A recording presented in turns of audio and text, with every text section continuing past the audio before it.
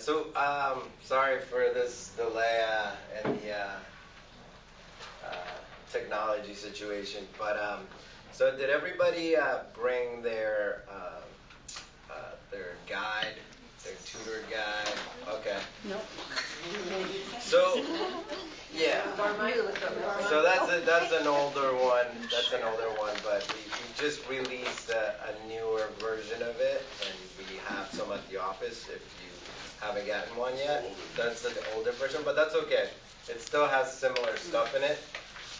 So what we wanted to do with this particular workshop was we wanted to sort of bring the guide alive. So we kind of designed this workshop to be to show some things that are in the guide and to sort of do some presentations around that. So for some of the presentations, we need the technology, and there's a guy coming in like 20 minutes. 20 minutes? Yeah, so we're going to kind of move things around, and I was thinking that maybe we could start with, let's start with Jean's presentation. And Jean, she just introduced herself, but she's going to be talking about goal setting, modifying lessons, and if you, that would be on page 8 of the new version. But you can look on with someone that has a newer version. You don't need it? So maybe on the old one, it might be a different page, but it's modifying, like goal setting and modifying lessons. All right, take it away, Jen. You can come up here, actually. Okay.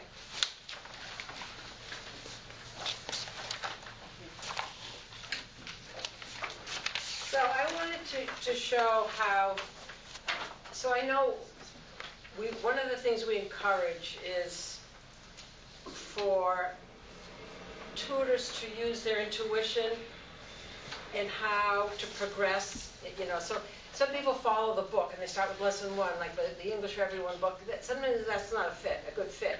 And you're with a student, a learner, and you get the feeling that, oh, they really need to know how to use the word don't or put negatives in, or they really know how to distinguish between wanting something and having to do something.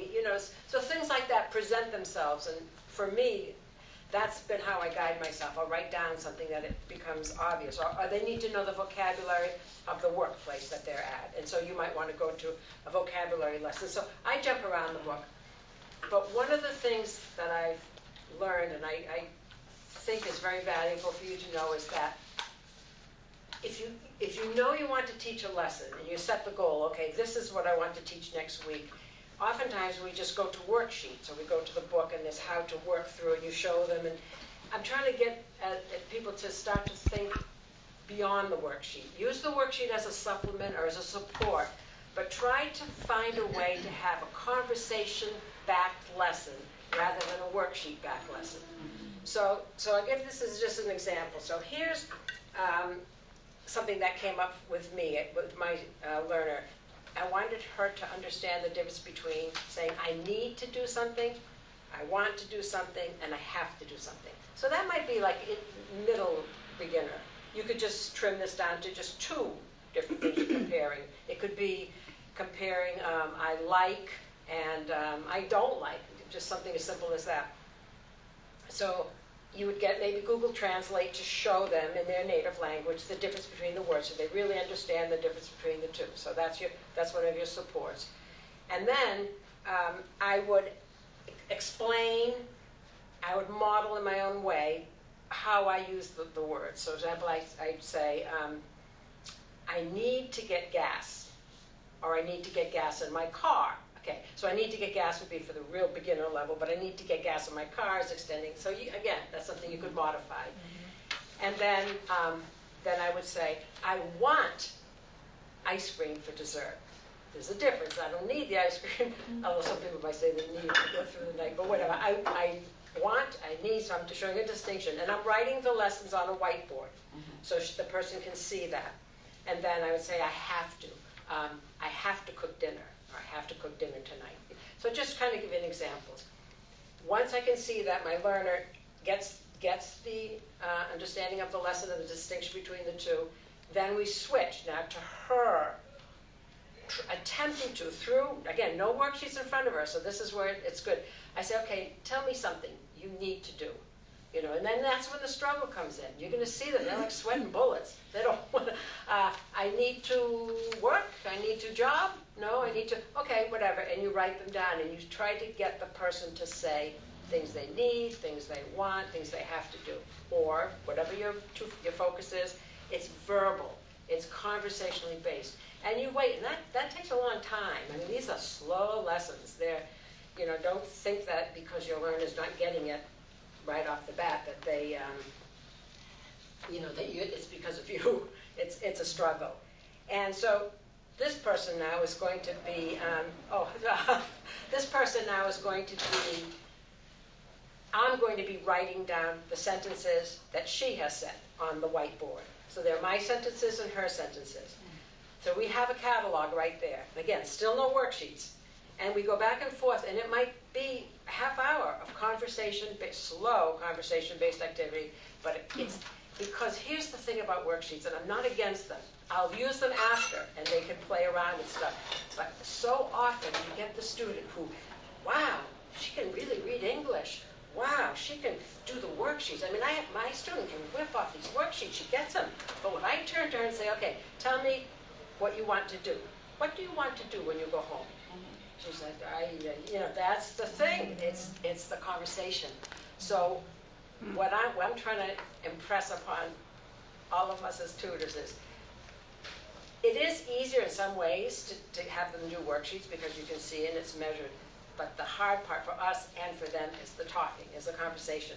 So if you can, it's almost like can be a crutch, but it's almost like if you can push that aside and create a lesson that is goal-centered, you know what you want to teach, but you're conversing, you're writing down, then this student is replying or attempting to do the same thing, and when you're done, they can take a picture of the whiteboard so they have something. And then after, if you want to use a worksheet to reinforce stuff, that's fine, but you've got a conversation down first, and you force them to speak because there's no So this is a question I've had from the beginning. When I was learning languages back in high school, it was all about dialogues. And you'd read the dialogues and repeat the dialogues, and then you could start to make your own dialogues. And I've wondered, I actually did one for my student for next week. I've wondered about that piece, which I don't find anywhere, is to give them model dialogues and then let them, repeat, my name is, I'm so many years old, I live in da-da-da, instead of just asking each question, trying to elicit that. Well, you can do that as part of it, yeah. But what I seem to have discovered is valuable is when they sit there and struggle with it. And then I can see, because they're not just repeating, they're trying to use those words in a sequence, and I have to get gas in my car, I have to get gas. They're trying to, and then, but as an addition, I would think that'd be fine. The other thing too I want to talk is once you start doing this, then you can modify it easily, because if someone says, I need to work. Okay, that's a sentence, subject, verb, it's a full, complete thought, and you can write down need to work. If she's more advanced, you still got the same lesson. I need to work because I need money, or I need to work to make money. So each of these things can be extended to another level very easily by adding on to the end of the sentence. So, Jean, yes, I'm sorry. Can you just go back? Like, my struggle with this very beginning student is, how do I introduce what we're doing today? Okay. I can't, like, how does she understand what we're doing? Okay, that's when you use Google Translate. And there's nothing wrong with that. You say, at this point, it sounds like if she's that much of a beginner, you might just say, let's just say, you say, how are you? And she says, okay, you might want to be teaching adjectives, just a couple. Like that's what I did with one of my beginner the classes. You know, sad, angry, stressed. We had like 6 of them. There's a sheet that's included in your packet. Yeah. And that was just the beginning. So then we started off with, instead of her going, you know, she'd say, I say, how are you? And then she'd say, happy. I say, full sentence. And then she, I am happy. Yeah, okay. And I say, and she'll say, how are you, back and forth? And then I go, and then I say, what? And she says that she has to remember sad. I say, yeah, I'm sad, you know, whatever. So it's like very rudimentary at that point. Right. But if I need to, I'll put Google Translate and I'll say, I need to shop or something, let's say, and I'll tell them, I say need. But even before that, do you say, today we are going to learn? Sometimes, but usually I don't. That's not necessary. Yeah, not necessarily, because usually my beginning of my class is a review from the class before. Yeah, okay. So she learns the word review right off the bat. Okay. Review, last week, and then, and then we do that, and then I say, okay. And then she kind of knows I'm starting something new. But, you know, if you Google think Translate is helpful. Well, during a yeah, lesson. as a little tool, not as her on Right. me. Just I want her to know that she understands need and what it means in Spanish. Do you have a bigger board? Because I No, find I have a little board. Yeah, and I race, and no. So it'd be hard to And get my all pen of runs them. out and all of It's a that. good idea for her to take a picture. Then Yeah, I know. it's all gone. Well, she can take a picture of her my sentences, then I erase it, then a picture of her sentences, something like that. And then I want her to be writing in her book too. That's the other thing that you've got to remind yourself, because then she's got to think and process and write it down, the word need or something, and then she puts it in parentheses in Spanish and then plays around with it. These are slow. I have another general question, and it's about correcting. Like, do you correct pronunciation like all the time? All the time. So you're always. But I've had 2 students who've been pretty good with it. But when we do the vocab, like she'll have vocab for homework from a English for Everyone vocab book, and we go through it together, and that's where I see. And then, but she wants to be corrected. Yeah. I But do find that correct, she wants to be corrected. Yeah, of course. I mean, only once I hit my student's hand. She used to put periods. She'd write 2 words in period, and I said, no. And then finally I used to go like this, and it was just a laugh. Yeah. No physical violence. Of course. Really? Go the way. My student really struggles with some pronunciation. You know, L's and A, especially. E. Yeah. And so, I'll look right at it so she can see my lips Yeah, and good. stuff. But I'll say it like 3 times and then we go on. Yeah. 'Cause- Right. And you make her You say don't it. want to, right? Do you make her repeat it? Yeah. Yeah, that's I know she's not going to get it today. Yeah.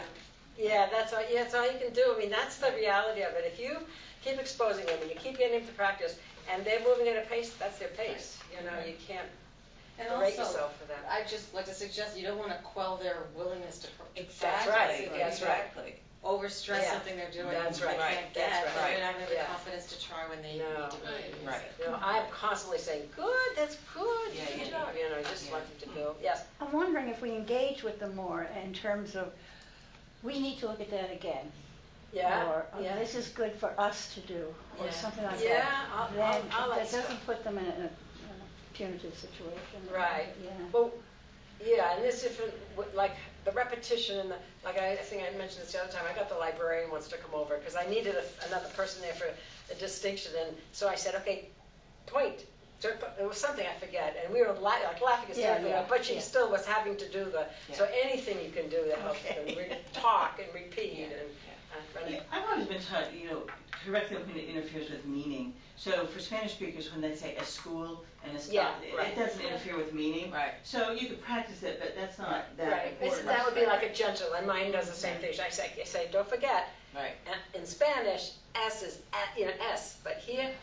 Yeah. Oh, yes. Right. And that's and it's a gentle thing. I don't think they mind that. It's not like you're rolling your eyes like. How many times I have to tell you? You don't do that. So I just want to end with this because we have to move on. But to say that, take a look at this and see how this was a kind of basic lesson. It has 3 concepts, which might be a little too much at first for one of yours. But look how you can expand on just this lesson, where if you review or the next week you want to do the same thing, but you want it to be turned into a question. Do you want, let's say, do you want my pen? Instead of I want my pen, or do you need food? Do you, so that's the same lesson using the same word, but now it's turned into a question.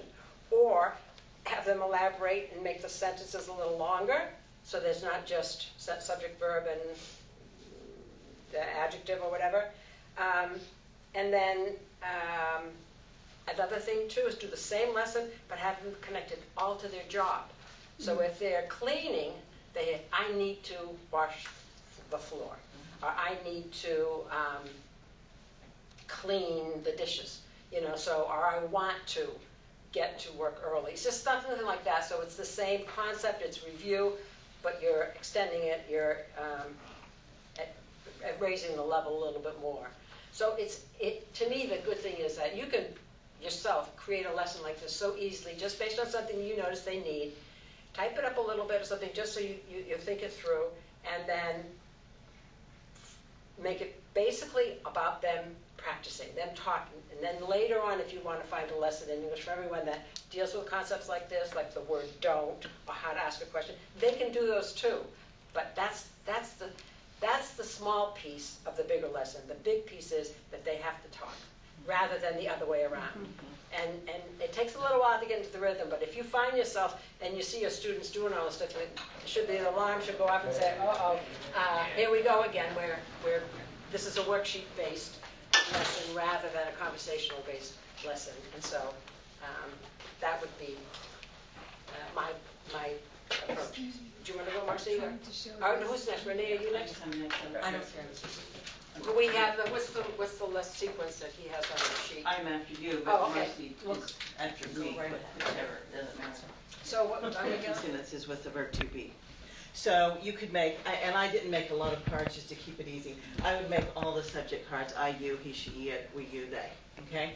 And then you put one up, and you can use any adjectives that you've learned, whatever you want them to work on. So our students are usually tired because they work hard. So now they have to choose one of these. Now, if they do it wrong, I correct them, for sure. You could even have a little cheat sheet up there where you have all the answers, and you could just point. If they do it wrong, you could say, let's look again. But with we, hopefully they're going to choose are. And I would put a period up there. Okay? So then you can change out, change it to I, and now they have to have change out, okay, and obviously you can do this on a worksheet in writing. It takes a lot more time to write it out, and this way, anything you can have them do physically, it's called total physical response. There are whole lessons on TPR. Anytime you can have them do something physically, it helps to remember. So they have I am tired, and you put up you, he, she. I should have made it because it is always hard. Again, I didn't make them all, but it would be a good one to practice. Okay, I would do this until they feel comfortable and they're getting it mostly right. Again, you can use however many of these you want, whatever words they need to practice. I am Dominican, I am a mother, whatever. So after they are comfortable with that, you could, it doesn't matter which way, you could either introduce a question or introduce the negative. So let's say you're going to introduce the negative. I wouldn't do both at once. You could be separate. So now they have to know where to put the not. And they're just laying on the table in front of you, so you don't have to worry about this tape and moving things. They just move it over, put the not in there. Okay? So you practice that a few times. You can also, well, then at some point, instead of the not, again, don't do them at the same time, you can practice a question. Change this to a question. And I usually don't do that with the I usually do it with the you. So they have you are tired. I say make it a question, and I change the period to a question mark. Now they have to move it. Are you tired? Especially with is it is long, is it long? So much difficulty on that, right? In most languages, you don't have to invert the subject verb like that. So we practice this for quite a bit, too. What I like about this is that it changes the pace of a lesson, so you have an hour to have all of a sudden them doing physical stuff is great. It's nice. And I would practice these things for, however long they seem to need, but you could repeat it, you might do it 3 or 4 lessons in a row, or just I just keep a little baggie like this, and keep it in your bag or whatever, and it might be 6 to 8 weeks later when you think they've got it, or you've had a long break because of summer, and you have to pull it out and do it again. Remember this? The other thing you can do is introduce other subjects. So instead of you are tired, we're going to take this out, and we're going to put up Maria and Rosa. Oh, now what do we do? So now they choose Maria and Rosa are tired. Whoops, should have chosen this. And we could do the same thing. We could, Maria and Rosa are not tired. Are Maria and Rosa tired? And I always do one with something with I, so that it's like we. And I always do one with things like the children, these plural nouns that people get confused. So I say the children are tired, or married, or hungry, or whatever words you want to use. So you've already taught them plural and singular, and they know the pronouns. Again, this would be learning the pronouns. I mean, this could be a very early lesson. The adjectives and plurals, I would use whatever you've already taught. Or you could work in something like that if they haven't done children. That would be a way to work it in. The child is tired. The children are tired. You could use it for that. You can use this for just about anything. Another one, she mentioned using do and does. When you get to the simple present with do and does, I think is the hardest part of English. So we teach them I want, you want, he wants, and we do that wants, runs, loves, likes, sits, stands. But then when you add the do or does, you say does he stand? It's not does he stands. So you could make a do and does, you could make the different verbs, same thing in the past tense. We put he ran, you get that he ran, but did he run? So you could use this for any of those things. It's just a good way to practice without having them have to just drill, right, and that takes a lot longer. Here you can do 30 of these practices in the time it would take to write out 3 sentences. Yeah. Years ago I was taught that if you, in the third person singular, he is, he runs, if you just focus on that S and tell them what the S is. Exactly. Yeah. You still have the S, but now it's if you focus on the S, sometimes that S has to move, but it always has to move. Yeah. And even the irregular verbs have an S in the third person singular. Thank you. So it's just a simple thing to do. As I said, you don't have to color code it the way I did. You can color code it anyway, but you can use it with almost anything. I mean, if you have your bag of goodies like that, and something comes up and you don't just take it to that's your lesson. You can use anything with that. Any place where you're having to do word order and inject another word, and where do I put that word, and so on. Okay. Thank you. Thank you.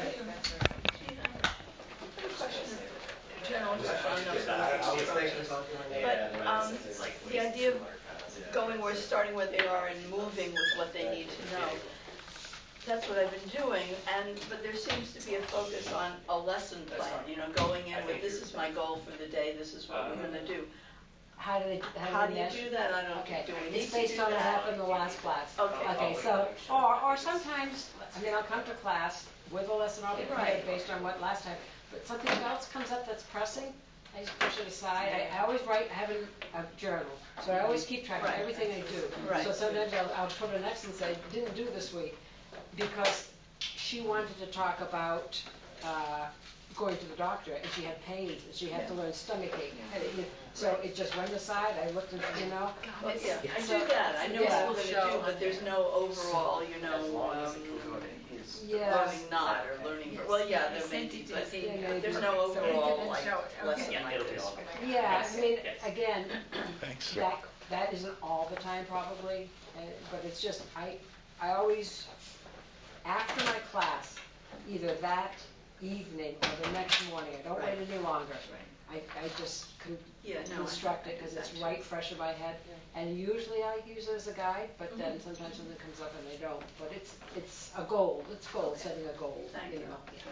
And I just want to say one more thing. This is my second student. Very different from my first, as far as wanting to share any personal information. You know, like I try to say how we start. How are you? Your children? I know she has children. I know she works, and she's very very reticent to talk about. Is there any other questions for Well, Renee? this is not a question, I just noticed that in both of these activities, the students are doing the work. And that's what my piece will be about, how we can engage students to do the work, as opposed to us doing all of, or most of the work. But anyway, so. All right, so I'm just gonna do my piece here. Now that this was supposed to be the beginning, but that's all right. We'll just go backwards. Just for anybody that's not familiar, our mission is to transform the lives of adult learners, both immigrant and U.S. born, through the power of literacy, education, and advocacy. So we started about, we're going on 33, 34 years now. And LitNet started to teach illiterate, like American-born people. And through, as the time went on, the need started to become teaching English to immigrants that were moving into the area. And so that has now become what we do for the most part. I mean, I would say 96% of what we do is teach English to immigrants. We do help with some GED prep, and then we also have a citizenship part of it, which is those people that are lucky enough to be going through the process. We do have a scholarship where we provide about, I think it covers all the cost of filing all the forms, which can be, about $1,000 or so. And then we also provide a tutor that works with them to. It's a shorter type of thing, but they do work with them to get to study the test, which is about 100 questions, and they don't know which questions they're going to get. They only get about 6, but usually they study all the questions, and so that's part of what we do as well. But that, again, like I said, that's those lucky few that happen to be going through the process. So the advocacy part of it is actually something that is not. It's something that we don't, maybe think about that much. But we all, I'm sure you're all very nice people, and you all end up having to do some advocacy at some point. And we just want you to do what you feel comfortable with. We don't want you to extend yourself or do anything that you wouldn't want to do. But a little help here and there goes a long way, as long as it's something that you are completely comfortable with. We do now have there's like a committee of organizations in the Berkshires. And they built a website called basicberkshires.org. And what it is, it's a listing of all the resources that are available to immigrants in the area, either free of charge or of low cost.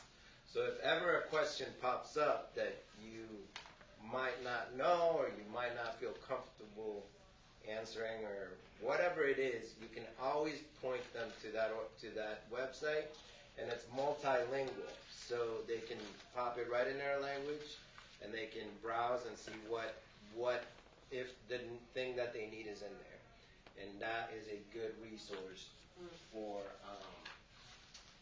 our learners, and that way you don't have to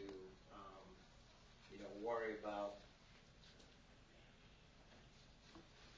anything like that. I just want to talk about the impact of immigrants in our community. Immigrants are more likely to start a business, the native-born people at this point. If you go to Pittsfield, I think Pittsfield's a good representation of this because there's just, I mean, there's all kinds of restaurants. There's Brazilian restaurants, Colombian restaurants. There's shops of this, shops of that. So there's a lot of new immigrant-owned businesses, which is great. Immigrants who become citizens increase their earning power by 50 to 70% more than non-citizen counterparts. And immigrants or their children founded 43.8% of Fortune 500 companies. So the impact of immigrants is big in a positive way for everybody. And so we always say, you know, they're our neighbors, and you know we want to help them, you know, be successful, because if they're successful, we're successful. Well, we all win. It's a win-win. And so the first step to any of this is English. So you know, your role in their lives is very important, because I always say English is the least important of the most important. You know, because it's not housing, it's not healthcare, it's not food, but it is the tool that will get them to the point where they can, you know, do these things that are so positive. And so, As long as they don't eat their cats and people. So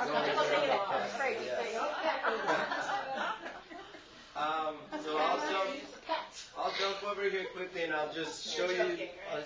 Now it's that was You're on joking. TV. No, you're joking, right? Oh, of course. Oh God. Okay, so I'll show you some statistics of our learners that a colleague of ours came up with. So this is how long our pairings usually last. So as you can see, the 1 year mark is usually the longest. So 108.9% of our pairs usually last about a year, right? Some more. 54% between a year and 2 years. 3 to 5 years, 13.7%. 6 to 10 years, 5.3%, and over 10 years, 2.1%. So we don't have a time limit of how long people can work together. That all depends on the individual and the tutor. It also depends on if life gets in the way and people may have to move, or they find a job and their schedule changes, or there's so many different variables that you know, come up. But we love our tutor pairings, and I think that people build relationships, and they, you know, so if they make it to that 10-year mark, that just means that they're probably just friends and they get together every week, and that's great. That's a positive thing. So this is about the ethnicity of our learners. As you can see, Hispanic is the dominant group. We do serve, you know, Asians and blacks and you know, native-born Europeans and that kind of thing. So, but Hispanics, Latinos from Central and South America are the biggest group. These are some of the countries that we are serving, some of our immigrant neighbors here. As you can see, Colombians are the largest group. I myself am Colombian, so we've been around for a long time. Ecuadorians come not a close second, but second, and it is growing. So these are the people that we're serving. So is that at the moment? That's sort of this is just for us, for LitNet. But it is representative of, I think, of the you know, the people that are here. I think definitely Colombians are by far the largest group, just in general. Miguel, is Peru the last one, or can you scroll down? Is there more? Yeah, thank you. Yeah. Wow. Wow. Yeah. So there's a lot of people in the area, and more coming in, because we were dwindling our wait list. this down to like about getting to the 30s, and we're now back at the 40s again. So. Not because you have fewer tutors, because you have more immigrants. Just because we have more learners, yeah. I mean, like I always, we have we make about 13 new pairs on average a month, which is kind of a lot. But still, we just, people keep coming. So, so this is, I was saying, this is what our programs are. ESOL is teaching English. That's 87% of what we do.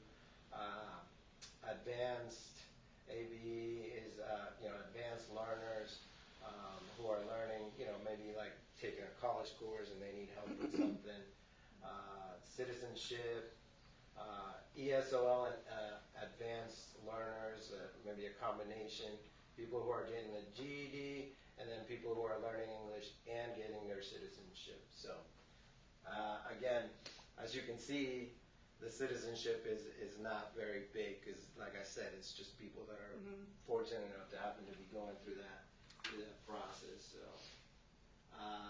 this is the gender.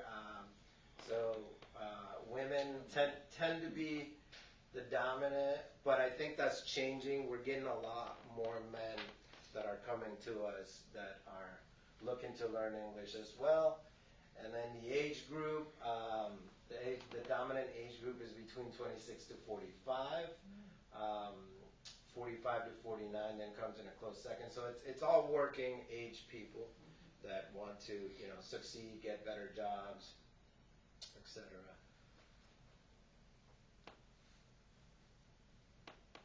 And then this is where our learners live. So this is kind of a long one, but so we have some people in Great Barrington, some people in Lee, and Pittsfield is where the majority of our learners are now living. So that's where that's the majority of people we're serving now. So.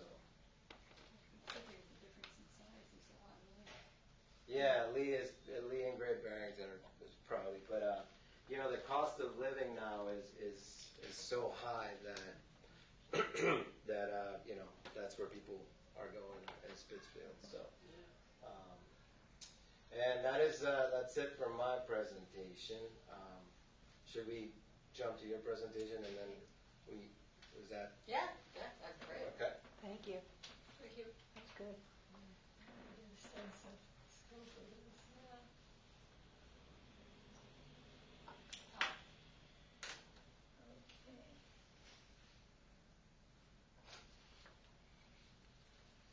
Okay. Thank you. Go ahead, Kathy. Okay. You're. All right. So my piece was a generic piece, actually. We were supposed to start with this. And it basically talks about the research on retention and best practices. What are the best practices for retention? And we just saw two examples of what they're talking about. In Jeannie's and in Renee's. Just Jean. Jean. I find my life right Jean and Renee, we saw what active learning really looks like. And I'm going to refer back to that as we go into this presentation. As we see, active learning is also called the pyramid of learning, the cone of learning, and it was developed by a guy named Edgar Dale in the 1940s. And he actually identified 7 learning methods or strategies and the effectiveness of each of these in terms of retention. So how do we get our students to remember information? What are the most effective tools or methods for students to remember? And as I said earlier, we have students who we see maybe once a week. How many of you see students once a week, right? Right. Then they go back to their families, they go back to their friends, and they talk in their native language. Right? How can they remember effectively what we're teaching and what we're doing? So we're going to take a look at what the research says. This particular person, Cole, and I have an article I'm going to give to you in a minute, he basically said, and this was also developed by the National Training Lab in the United States, they coined the phrase the learning pyramid. They basically said most students remember 10% of what they read and hear, and 90% by teaching others. So that means today I'm really going to be learning this. Okay. So when the students are talking, when the students are telling, explaining to you, describing, that's when retention actually takes place. So let's look at the pyramid that was developed. And okay.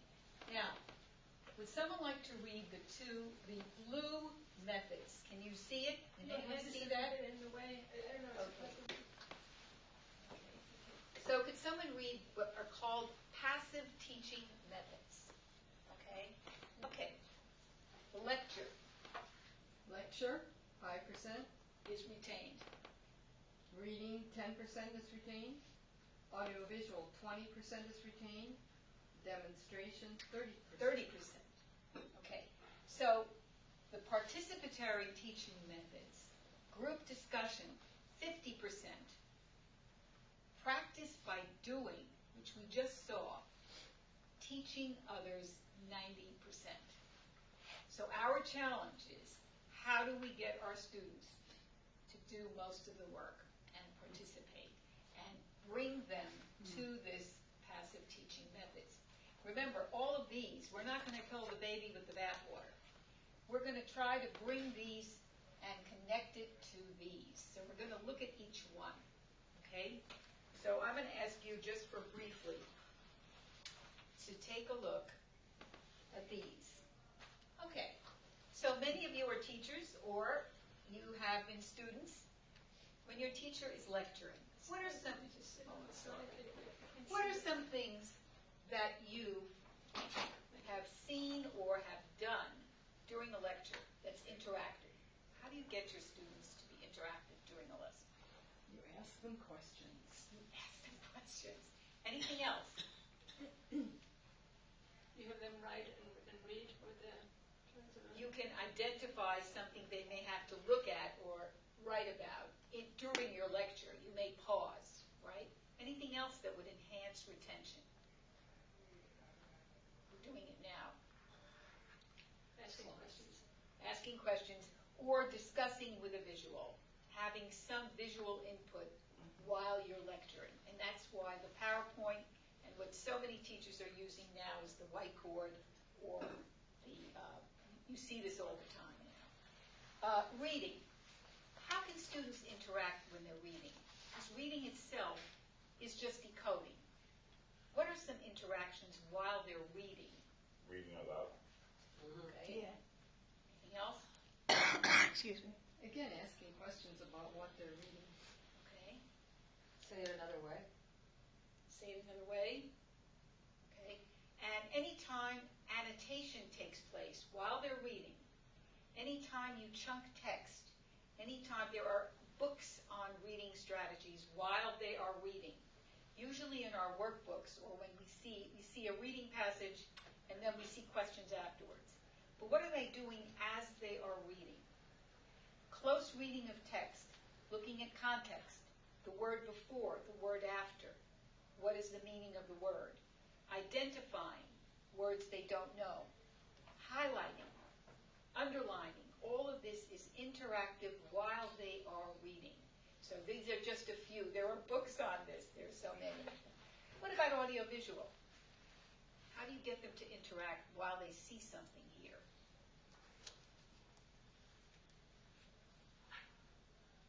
You're just going to show something here?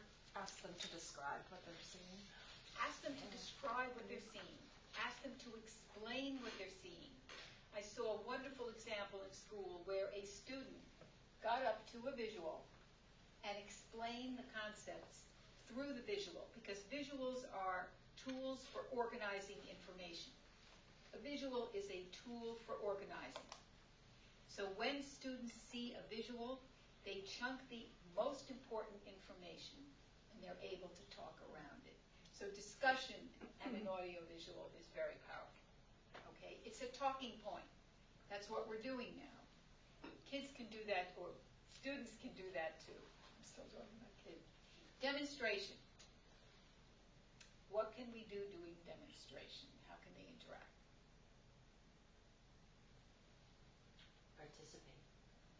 Right. They can see the demonstration. Jeannie and Renee both showed an example of this. That was exactly what we're talking about. They modeled, and what happened? The students then followed. We have a model we call I do, we do, you do. So in Jeannie's, she presented it, then she did it with the student, and then the student did it on their own. Constantly, I do, we do, you do. And this follows with anything that you're doing in any of the lessons. There's also, in this case of learning another language, is acting things out. And acting things out is wonderful, because that's another way of getting through. Anytime you add to the passive mode, you are adding to retention. Okay? The next is group discussion. Group discussion is only effective if what happens in a group discussion, we all have group discussions, what makes it so effective? Participation? Participation? Of course, participation. And of course, with participation, what can happen? What can go wrong? People don't participate. And what happens if they do? What can go wrong? Conflict. You don't know the answer? Don't know the answer. They're asking some, or they get off. They get track. off track. Yeah. So without facilitation, group work can be meaningless. You can have people screaming over each other. You can have one person speaking and no one else does. That's right. So remember that in that discussion, there must be facilitation for this to work. Practice by doing. And so far we saw how practice, practice, practice, and getting kids to actually go through the conversation, to go through the dialogue. Teaching others is the ultimate. So I'm in total agreement about the worksheets. If taught in isolation, students never synthesize the material. By putting it together in a conversation, a dialogue, learning through the conversation, which is so important, that's the way they learn, and that's the way they remember. So always try to get them to that, and it's the most difficult, because they have to put it all together. So here we have, in the hierarchy, the lecture, which is the least effective method, can be effective if you add. Sorry, instead of me taking notes, is all this stuff in the new manual, or is this a handout that we'll get, or? I can send this, the whole presentation, via email, if you'll help me, Miguel, on that. Yeah, absolutely. I have it already, so I'll send it out to all of you who were here. Sure, Yeah. sure. Thank you. Okay. So the least effective method can be effective. I didn't mention it, we didn't talk about it. Real life applications, analogies to real life. And if the lecture is all about facts and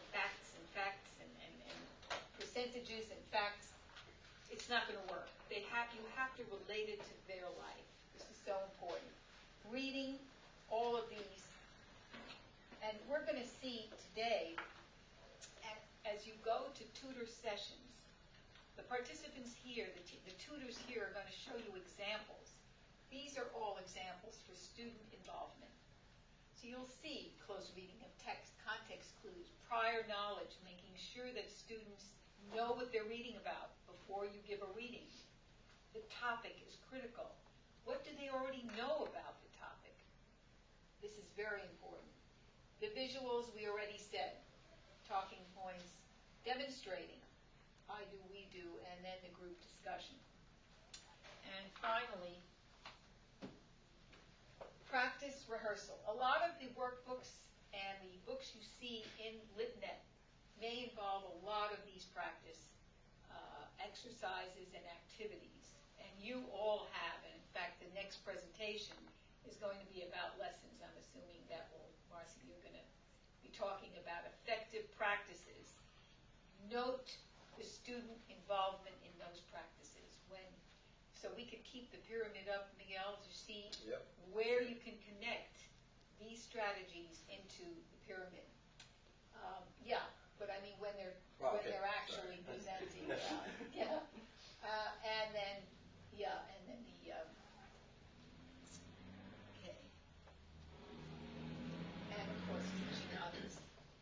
the students become the teachers, having them explain and describe.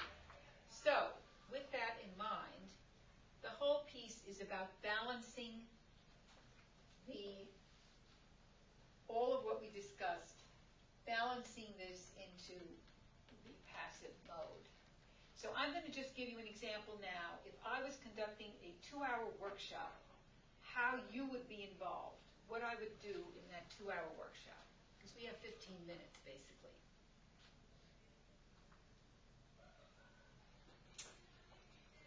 Yeah, these are final thoughts. What you're doing with your students, keep these things in mind. And then my final one is the interactive workshop. So I would start with, and you can think about this in your own lesson, activate prior knowledge. What does a student know about the topic? Or an icebreaker. I don't know if you need that with one student, but certainly in a workshop. A background piece. What are your goals? Where do you want to go with this lesson?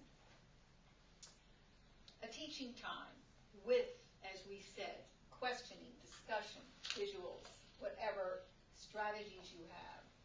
And then I would have the bulk of the time where the students are designing or involved in the actual activities. And then they present. That's your ultimate assessment of what they learned. If they can tell you what they learned, that is where they retained in long-term memory. So group design, this was the bulk of the session. If we had time, you would be designing lessons. You would be presenting them, and that would be your involvement. So with your students, see how that can work with your own students. So if there are any questions or thoughts about this, I'm going to pass this out. Any thoughts about retention? Yes. Are they going to retain better if they're trying to speak English at home? Of course. Of course. So would it be out of line for me, for instance, to say to my student, I think when you go home, you should talk to your son in English. I know you want to speak Spanish with him, and that's more comfortable, but maybe when he comes home from school, you could say, have him tell you in English what he did, and you can reply. Spend 5 to 10 minutes a day doing that. It's wonderful ideas. That's a wonderful idea. And how can you do that in general with them? I mean, when they go home, what can we do to get them to do? Yes, Renee. I think it's a great idea to give some specific, Yes. 5 minutes. Where I retired from teaching many years, we had a children's program as well, where the parents could go with the children. And I actually fought with the tutors on this because they'd say you should only speak English at home. Well, what happens with young children is what they hear is, you have a good day? Ooh, yeah. Instead of a rich vocabulary, whether it's Uzbek or Dari, if it's a rich vocabulary where there's music and rhyming and then if you have teenagers, they're making fun of you and not helping you. So I love the idea of giving really specific, or I usually tell my students if they have teenagers, a few phrases like, what did you say to me? And we practice saying it like the parents. And they're like, what did you say? Oh, say it again. What did you say to me? You talk to me that way. We practice a few things like that. So that'll get their attention. And then you can go into your own language. But anyway, I worry about telling them to speak exclusively English at home because they can't, and then conversation becomes so limited, and they're not parenting the way they need to parent. Yeah. I could share an anecdote with my learners. They have an 18-year-old son who goes to Pittsfield High, and for the past year they've been telling me, we're going to bring him one day so you can meet him as well.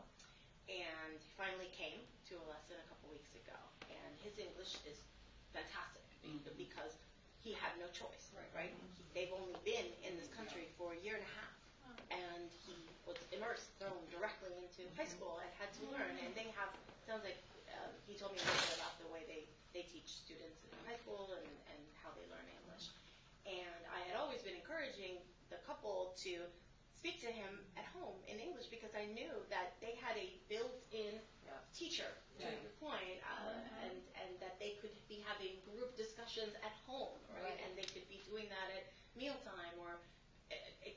interchanging English, Spanish, doing both. And Wonderful, yeah. at the lesson, the young man, his name is Darwin, he asked me about an hour in or so, he said, how did you learn to speak English and Spanish, and which one was easier?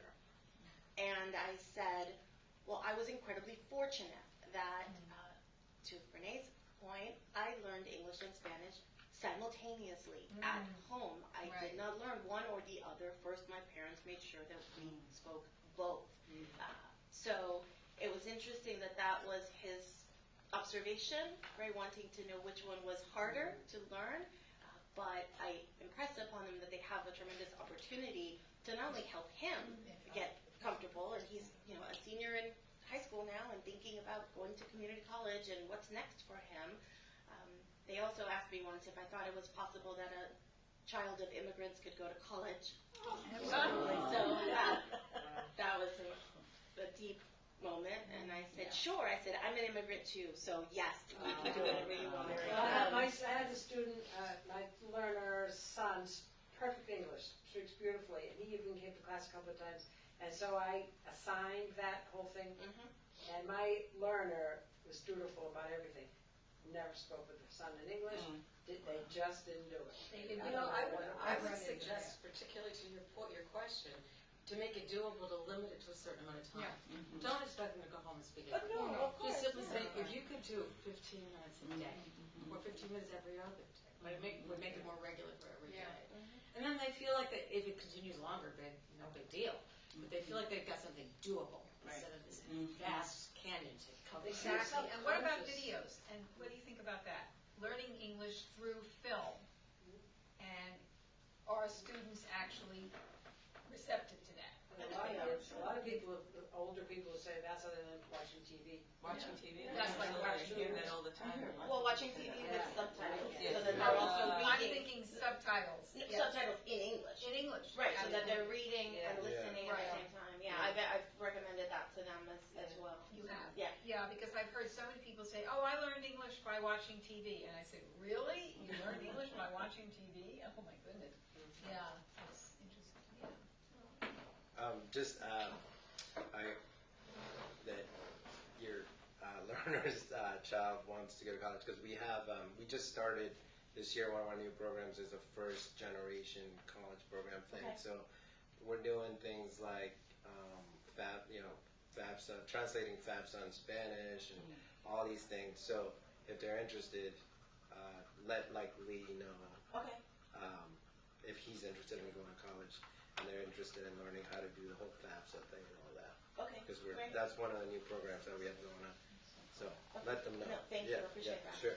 Speaking of programs, just so I remember, we're doing a book talk too at Stockbridge Library. I'm hosting it, or I guess running it. Yeah. The book is called My Side of the River. And so it's good. Yeah, it's good. It's a good book, and the library has it. Stockbridge Library has the book, so you can just take it out that way. Yeah. But we even have a lot of people come who haven't read the book just because they like to hear the discussion. So it usually deals with issues that Latinos are wrestling with, different perspectives. So What day is that again? Next Wednesday, this coming Wednesday, actually, a week from, what day is the party? Yeah, next Wednesday at the Stockbridge Library at 5:30. It's like an hour and 15 minutes.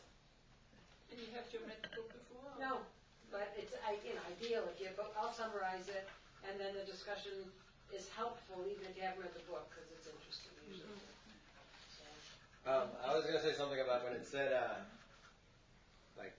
when you put the 4 things up, I was going to say that you should always review the material that you taught the time before. Yeah. And that could be like the first thing you add up. I don't remember what it was. But Oh, yeah, always activating prior knowledge. yeah, exactly. That's a exactly. major piece to get people connected to what they already know. So the synapse, the new and the old connect. Is there a bathroom? Yeah, so just go through those doors and just knock on the door because it locks. Okay, thanks. There's no sign though, right? Or there is a sign? There's a bathroom sign. Yeah, there's a bathroom. So one point, notice where in the next presentation, where the strategies actually fit here on the pyramid. Where do you see student engagement? How are students engaged in the pyramid action? And the ones that we did, like the ones that Renee and Jean. Jean definitely saw where they were involved and how modeling was a very major part of that method. All right, so should we wait for Sue to come back? Sure, So now Marcy Mann is going to come up. What page is the... Well, I'm actually going to be talking about a list of things. We're going to start to work on that together, but there is a printed list I'll point to you in a few minutes. But I wanted first of all to say is I've been listening to everybody. It's been really illuminating and interesting to me.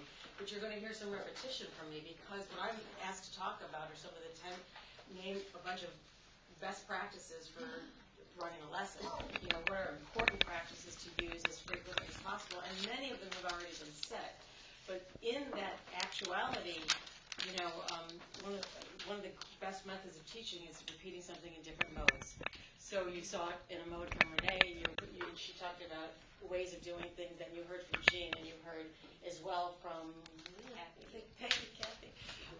And I'm just another voice and presenting in a different way. And it's just demonstrating the exact same thing, different modes of repetition, not repeating it exactly the same way over and over again.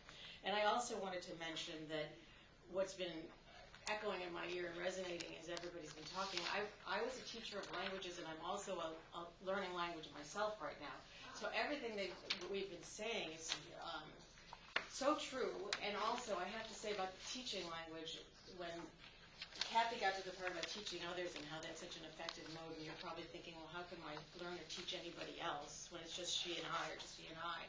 If you have a second person, if there's another person with you, try to get them to explain it to them, because it really is true. You know, I became a Spanish teacher at age 23 after having majored in Spanish, and I thought I could speak Spanish.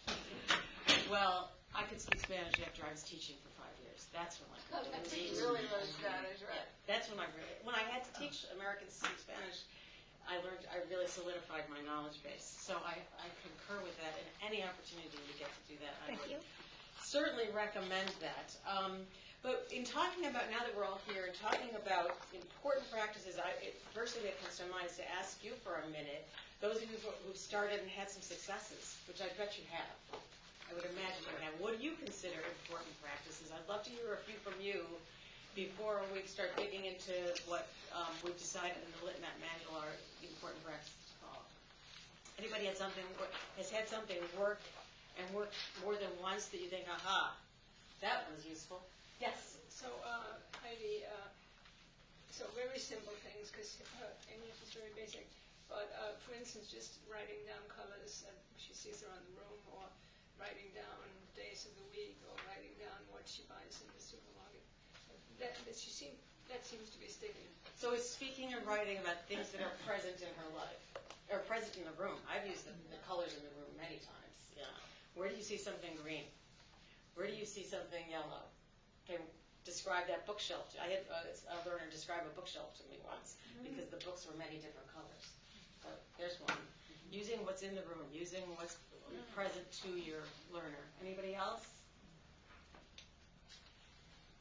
Yes? I just discovered the use of the whiteboard, and I find that I will ask my learner something, and he'll just not really get what I'm asking. And so then I'll write the sentence on the board, and he'll look at it for a while, and you can see the wheels going. Yeah. Oh, you know. So again, that's speaking and writing for me, but comprehension for him. Comprehension for him. Yeah.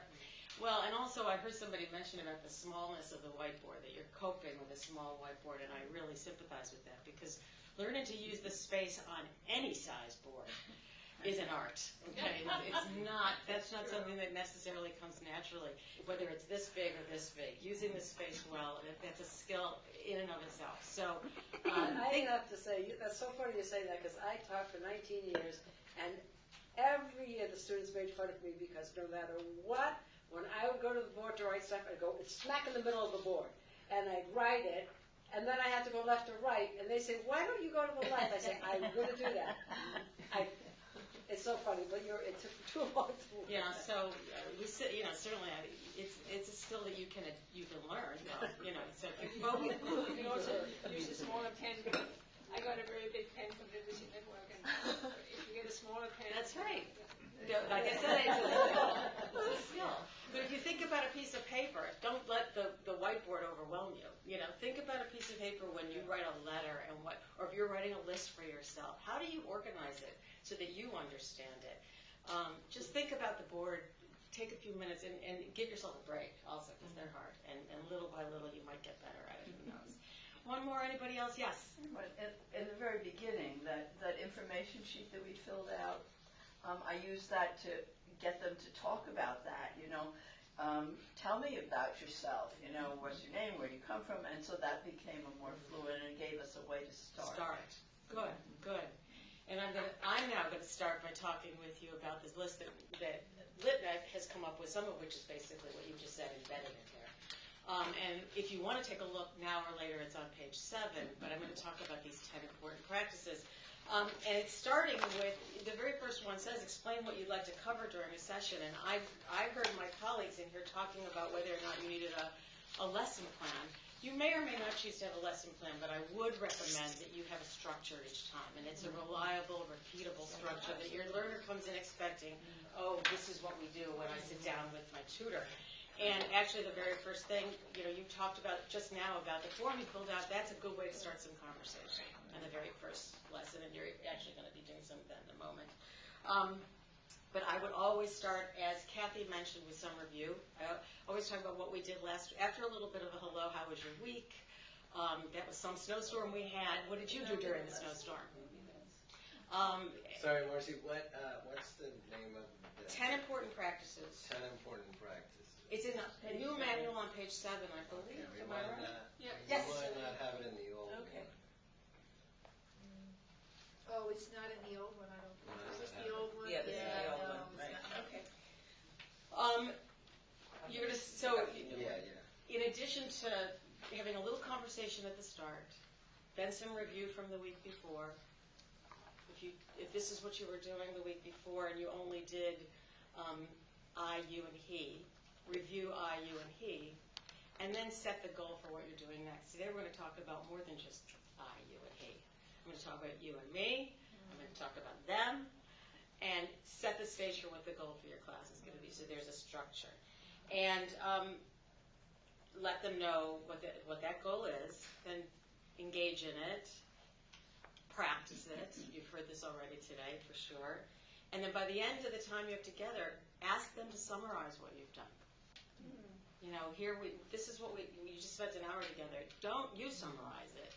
Ask them to get a cognitive grasp of what you just did by having to say to you, well, we talked about how more than one person does something. Yes? That's exactly what we talk about when we say teaching others. That's what is meant when saying that is the true assessment of what they learned. Mm-hmm. That whole time. So that's one way to structure. That's my suggestion for how to structure a class. What you decide to teach in that goal set, and what goals you set, is obviously up to you, and you're getting some great suggestions today. This list says that you want to listen actively and patiently. Of course, we always want to do that with others, but particularly when somebody's learning another language. I happen to talk rather fast. I know it's my nature, and I have to work at talking more slowly. Please remind me if I need to be reminded. And I tell my learners that, too. Please tell me to slow down. But I focus on it. I think Americans in general we could all be reminding ourselves to focus on it, but I have a particularly bad habit.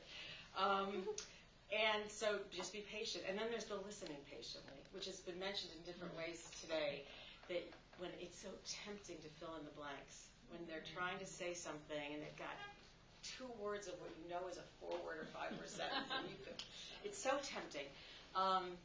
They'll learn more if you don't. They'll learn less if you tell them the words. Okay, it's like the old phrase about, give a man a fish, he'll eat, give a man, to teach him how to fish, he'll eat forever. So if you give the words, they know how to repeat those words, but be patient. Just take a deep breath, count to 10. When I was teaching classes, I'm not sure if this timing, I think it works individually.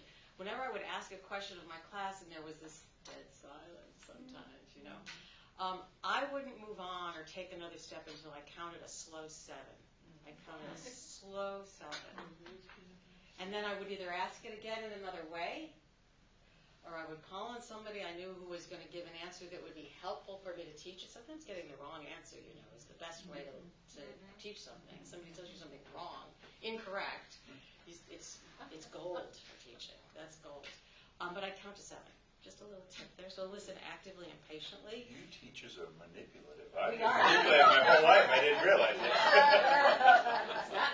It's not. My favorite thing was with students, because I taught English and we'd read novels and have discussions, and I would end up doing all the talking, and I thought, this has got to stop. And it's hard to switch. It's just like with teaching, making the person talk when they don't want to. So I would ask an open-ended question, which didn't have any yes or no answer, and then when I still see students, they laugh and make fun of it because it's a phrase that they associate with me, which is, I'll wait. I just sit there, wait, and then silence, and then they're squirming, and it's the same thing, and then someone says something, then another one, but it's that I'll wait, and it was hard to do it first, but it's the same what you're saying. The other thing about listening actively is, this is probably self-evident, but I feel like I want to say it, is that listening actively means not looking at your watch, not looking out the window, not checking your phone. While they're trying to come up with the words, it's tempting to say, what time is it? That's not listening actively. Just be patient, engaged. And the next tip here is to frame questions that require more than a yes or no answer. And a quick piece of advice there, first of all, the reason is obvious, right? Because it takes more language than saying yes or no. Those are one-word answers. Everyone can do that. And even guess. You get a 50-50 chance, right? But one suggestion in order to accomplish that, not to do yes or no, is just, I think of these as the 5 W's. Who, what, when, where. It's not 5 W's. Why? 4 W's, and a 5th is how. Who, what, when, where, how. Why is good too. Why is there too. Thank you. Who, what, when, where, why, and how. Not all of them in the same moment, but choose which one's appropriate. When I just gave you the example of the snowstorm, how did you spend your time when your kids were home from school that day? School was closed for the snowstorm. What did everybody do all day? Okay. And if you can almost always come up with one of those questions: who, what, where, when, why, how. How is probably the most advanced one.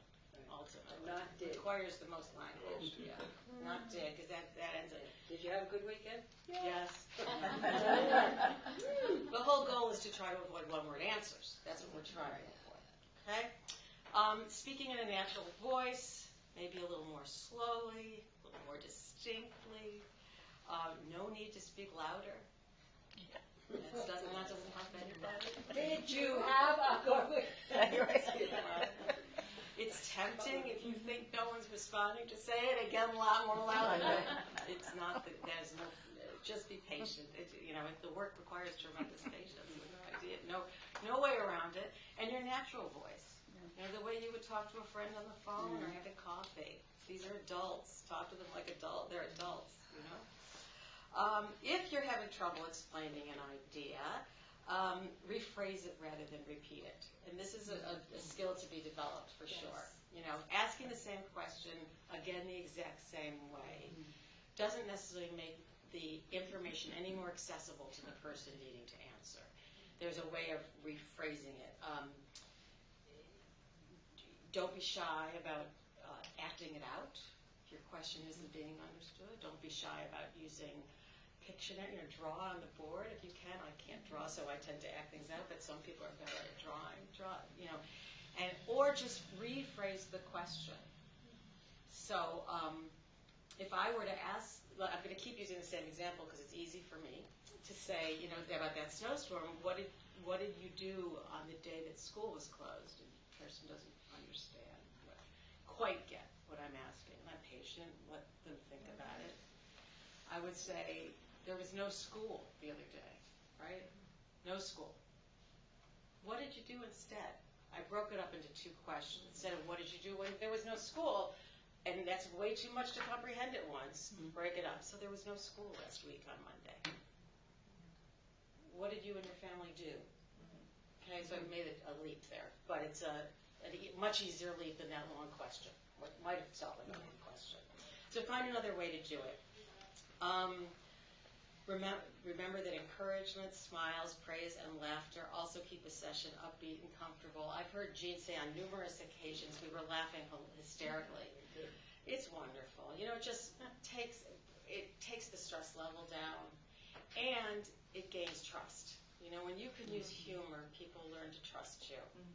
So don't be afraid to make a joke, even if they don't get it. If you're laughing, it's contagious. You know, if they make a joke, make sure to laugh. You know, there's a suggestion to use technology, and as somebody who was a teacher for a long time and had to make the transition from no technology to a lot of technology, I'm going to tell you now, as a learner, I'm studying Italian now, those technology tools are really great. I'm finding them really useful. I have no problem with Google Translate under certain circumstances.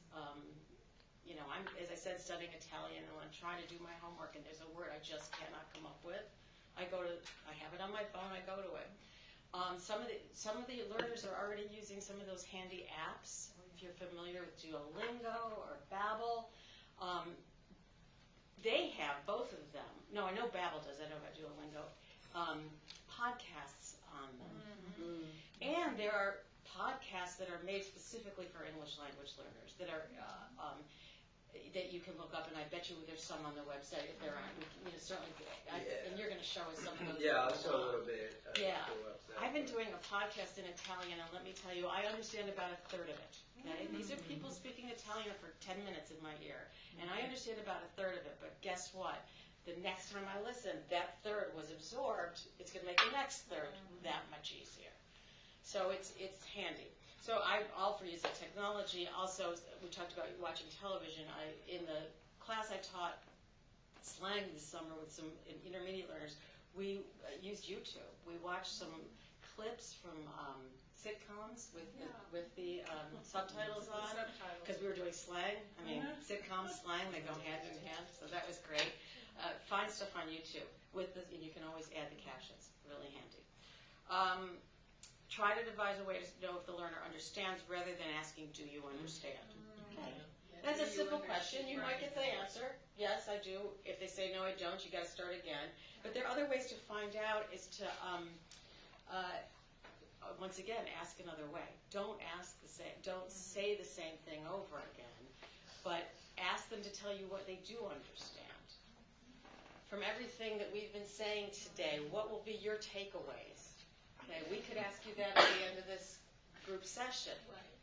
Okay, to see how much you were able to absorb. It's informative, too, to the teacher, be formative to you for the next time, what you have to do differently or what you can do again that was useful. Let your learners share personal information when they feel ready. That got mentioned earlier today, and that takes good judgment on your part. You know, to feel them out. And sometimes I found it was easier to get people to share their personal information if I shared some of mine. And certainly don't ask them to share anything you wouldn't share yourself in the first place. So you can set that model. You know, I have brothers. This is what they do for a living. Do you have brothers? What do they do for a living? What's their work? Okay. And conclude your lesson with a quick summary. I mentioned that. That was the last thing I said in the structure of the lesson, is to summarize what we've done, ask them to summarize it, decide whether or not you want them to have homework. I think that's something for you and them to personally, I think that for adults it's something to decide together, basically, because nothing's worse than assigning homework and then coming without it done. So, you know, try to see what's doable, what's realistic. And you just conclude the lesson by summarizing what you did do, and maybe, if you can, find out from them what they would like to achieve at the next lesson. Start to get an idea from your learner. What are we not doing? What would you wish we were doing? What would you like me to be doing? And one last thing I want to say before I'm done that isn't on the 10 most, or these aren't even most, 10 important practices, but I think it's been demonstrated left and right and center today, is to seize a moment and seize teachable moments. When somebody asks a question that's not on your radar, but oh boy, this is a good one, forget about your lesson plan. Take the question, answer it, go with it. Or when they get something wrong, when I said a minute ago that when people make mistakes, sometimes that's where the richest learning can happen. Use that, seize that. Once again, and this is a more global thing, seize things that are happening in real life. You know, what happened last night? What did you see what did you hear on the radio this morning? What did you see in the paper? And that can start a conversation. As basic and as beginner stage as your learners are, you know, set 3 to 5 minutes at the beginning to struggle through that a little bit. Relevancy is so important. Good. Because she just said something about TV and watching things and clips.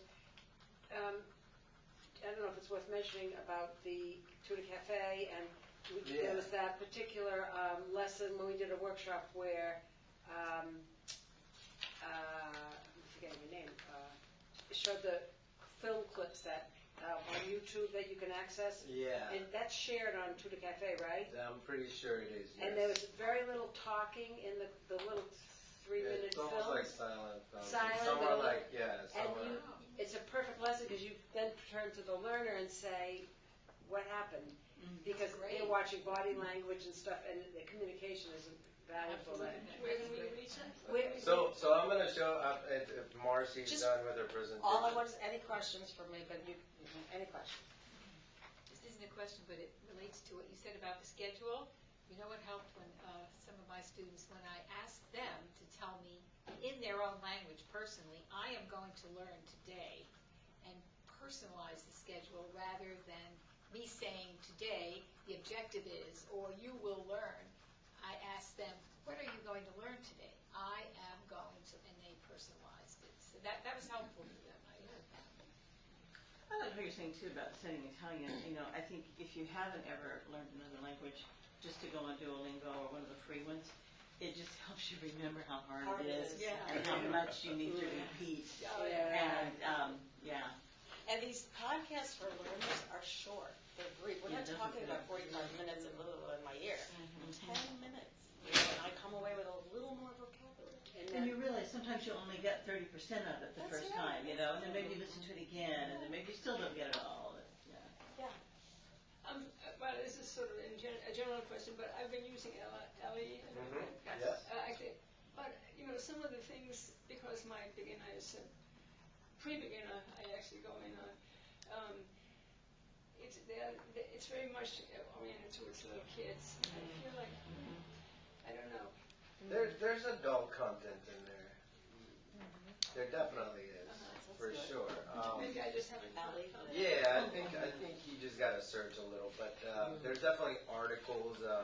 There's newspaper articles. There's all kinds of videos. But even for Yeah, for beginners. Yeah, I mean, I just think that as beginners, I think there's always going to be a level of, I don't want to say like children material, but it's always going to be a little simple, elementary. You know, so I don't think that's a big problem, but I know Ellie definitely does have adult content, and just gotta search for it. I'm sure you'll find it. What is Ellie? So Ellie is a website that we're using. We got 40 licenses, and it's great because what it is, it's just basically an ESL library that you can create a class, you can invite your learner, you can send them videos, you can send them assignments. I actually just worked with a tutor yesterday, and she was having a tough. Oh, can somebody open the door first? Yeah. So I didn't know. You can build a class and you can send assignments. But yesterday we actually found out how cool it is because when you send the assignment, whatever your learner does, you can check it. Right, and grade it. And you can see their progress. But it's so cool. I mean, you can send videos, you can send lessons, you can send articles, you can send anything, and you can structure your class to your learner, and it's awesome. And we have 40 licenses for it. So, and I'm about to show you a couple of things so that I don't just talk about it, but I can actually show you. So one of the things is, we do have this website, Literacy Network, and I don't know, I think most of you should be on our Tutor Cafe. I don't know if you are, if you're not. So the Tutor Cafe it's a network for LitNet tutors so that we can share resources and ask questions and different things like that. And how you do it is you go over here to the Tutor Cafe, and then you register and build an account, or you can log in to yours. I'll log into mine, and I'll just show you kind of how it works. But you come over here, and then you have you can access resources that people have shared. So let's go over here to resources that people have shared here. So you get all these like Easy English News Online. Ellie is there. So people share good resources. I think Lee has shared most of them here, but that's all right. Let's see over here. More resources that people have shared. So there's all these really great websites that people have shared.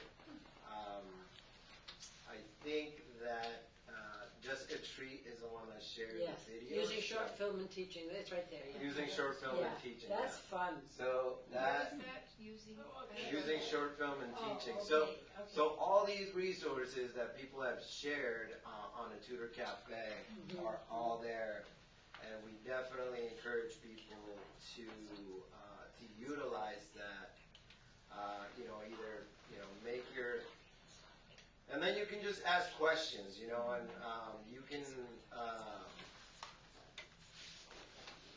you can ask general questions, or you can,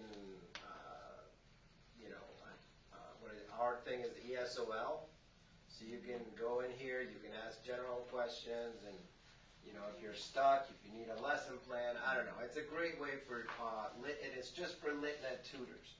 So it's a way for our tutors to be able to network with each other and help each other out. The other thing is... Do you want me to refocus the camera this way? Yes, please, if you don't mind. So the other thing is that if you go down a little bit, you can go to Tutor Resources, and there are a bunch of, so you got your basically ESOL, and there is, so they're leveled. So whatever you want to do, you got beginners, you got intermediate, you got advanced, listening and speaking, reading and writing. If you want like vocabulary about employment, transportation, health, that kind of thing. If you go to beginner, it shares a bunch of really great websites that have a bunch of resources that you can use. And we usually do our tutor town halls, which is just basically the Tutor Cafe but live. And I've shared a couple of these websites with people, but it really is would be a good idea to go and look at these websites and see how you can use them. And there's really great stuff. Yes, Renee? Would you click on that minimal pairs? People are talking about pronunciation. If they don't know about minimal pairs, that's a good resource. Yeah. Depending on their language, can you set the language on that? So basically, I guess like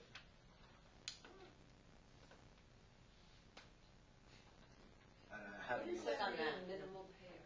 Sounds like close sounds. Minimal close sounds. Yeah, so only one sound is changing, like so you Sit could and C, desk. hit, and E. They call it So minimal C. pair, meaning sit So and you're only C, changing the wrong sound. and then you can go down here. I guess you can Yeah. have some audio. record. We can did the short and long term, long vowels, short and long term. Yeah, it kind of depends on the language a student speaks and what they need. Like Spanish speakers definitely need that did, feel, feel. But it has audio, so I think what it was saying, it was sounding out the words. Yeah. So like, even if you were like, oh, well, why don't, if you're a learner, why don't you go listen to these at home, or when you get a chance, and kind of repeat. You can do a million things. But so the point I'm making is that there's great resources in the website, and then sign on to the Tutor Cafe, make your profile, and share resources, ask questions, all that. The next thing I want to point to is that we do have a YouTube channel. And so basically, every video, I'm going to post this workshop on the YouTube channel. But if you just go to Literacy Network of South Berkshire,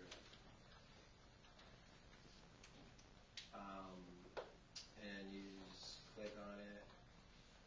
And then let's go to videos. So we've been posting so many videos. So just recently we did a great event where we had our learners do a real life story, which was awesome.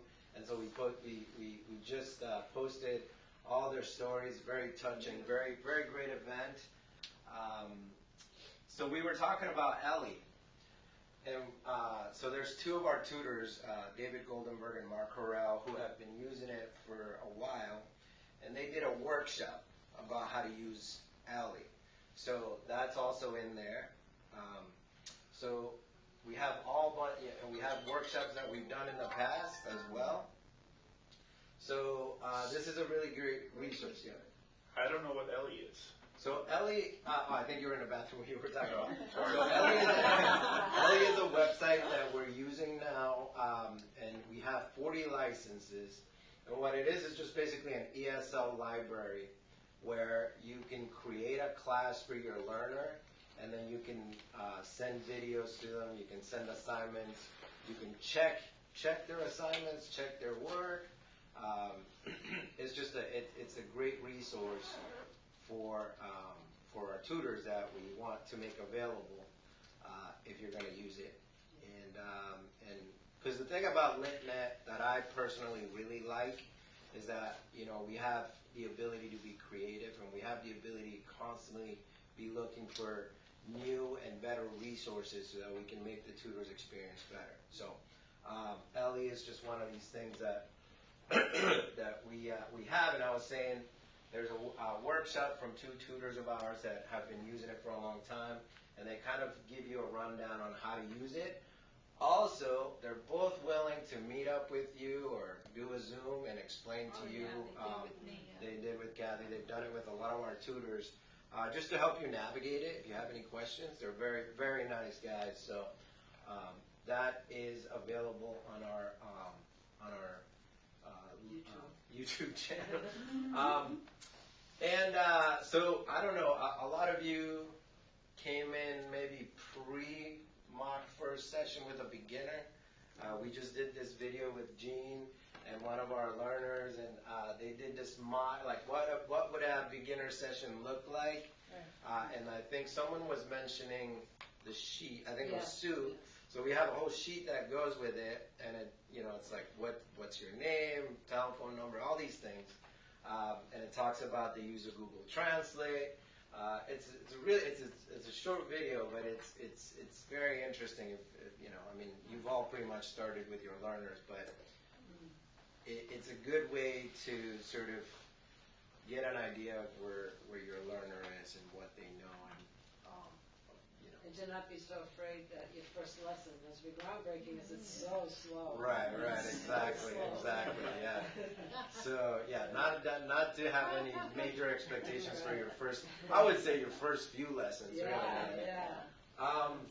And then we have videos of workshops that we've done in the past. So that this is all available to you on our YouTube channel. So. I just wanted to make sure that everybody's aware of these things because, you know, we have a lot of resources available. You just have to access them. And so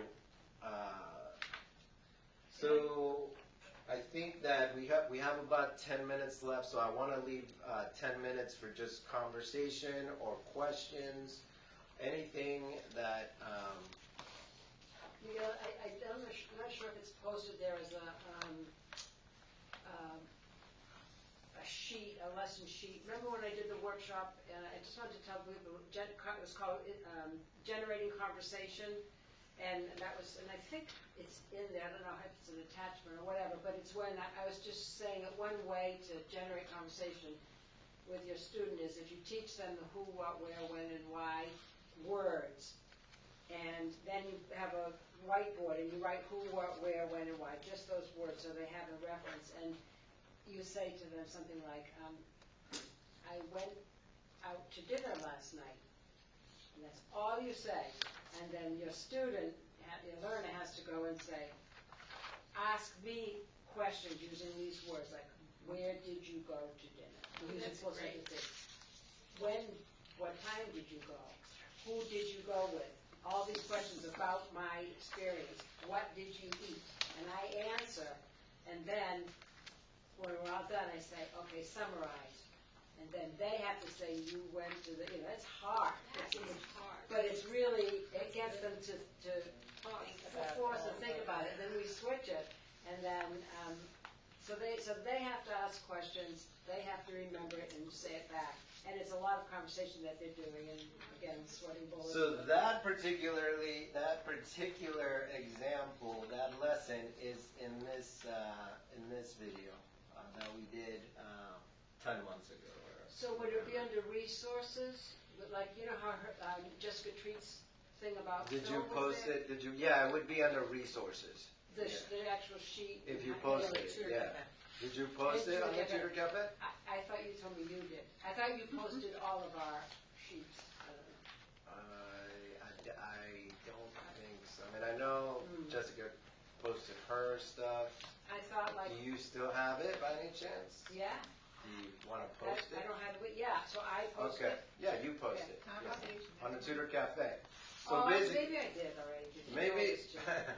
I mean, but it's not connected. It's not there, right? It's not here. But the lesson plan under resources is in this workshop that you're talking about. Right. So, right. That's where I discussed it. Right. Yes. So that's right.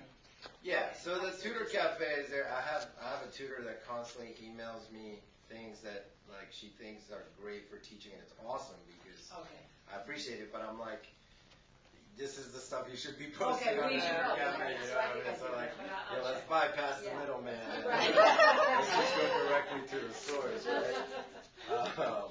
So good idea. Now post it. Yes, please post it. So what category is this? Where do you find the workshops?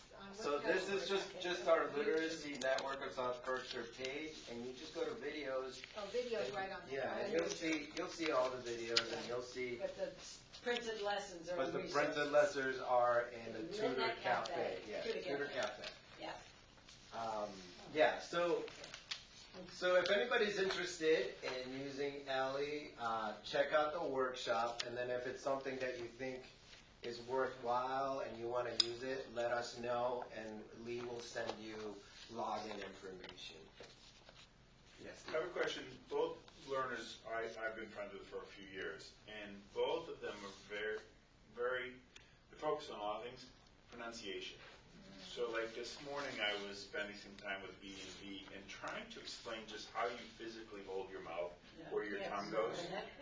Are there any resources? Yes. Okay. Yeah, so I will show you. We did a pronunciation workshop a couple of months ago. On the right? Right here. Yeah. So that video is about pronunciation, and we kind of structured it a little bit more toward Spanish-speaking learners, and they give you a bunch of great ideas of things that you can use.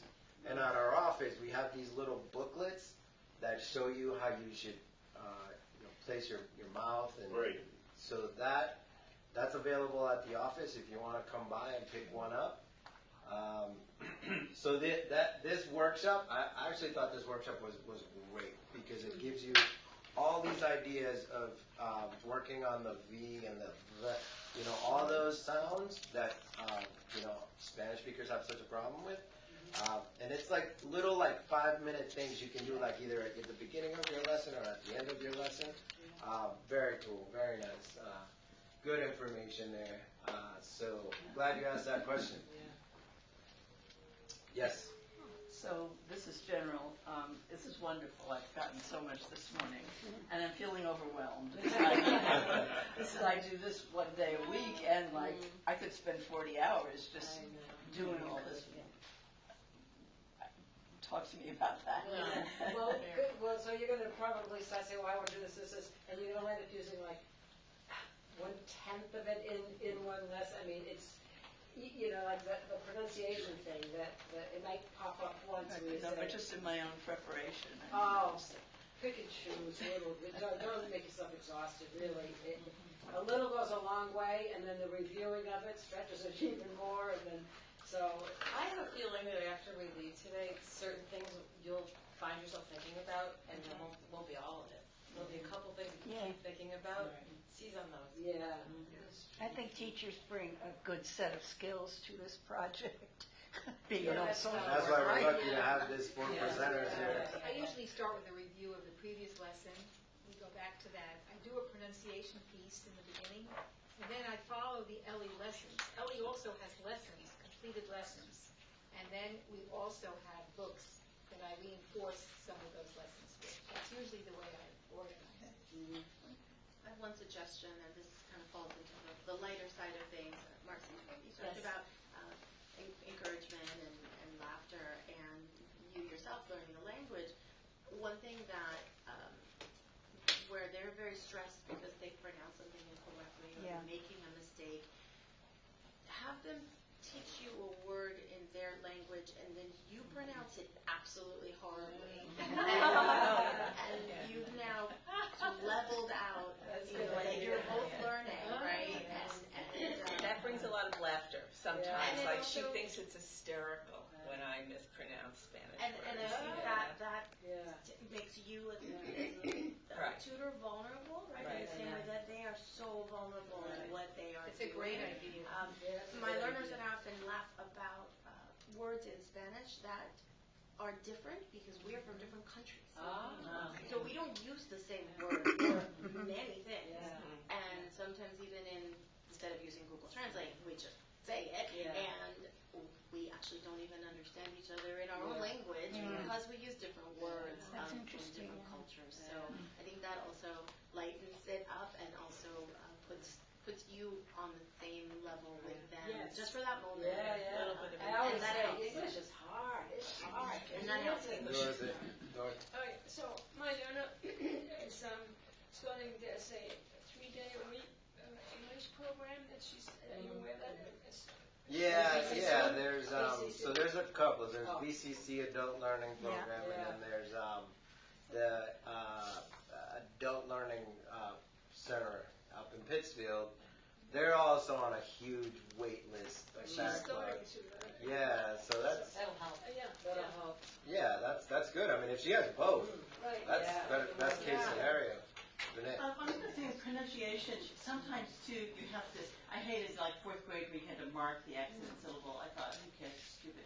But when you're teaching students, I ask where is library, and we just want to library, and you have to do that. And give them so they know which accent is stronger. And then, of course, that's where there are cognates in Spanish. They often have the same word, but they accent different syllables. So one way is to drum it, or you just clap it and get the... Or march it. Or march it. There you go. That's even better. All right. Thank you very much. Thank you. Thank you.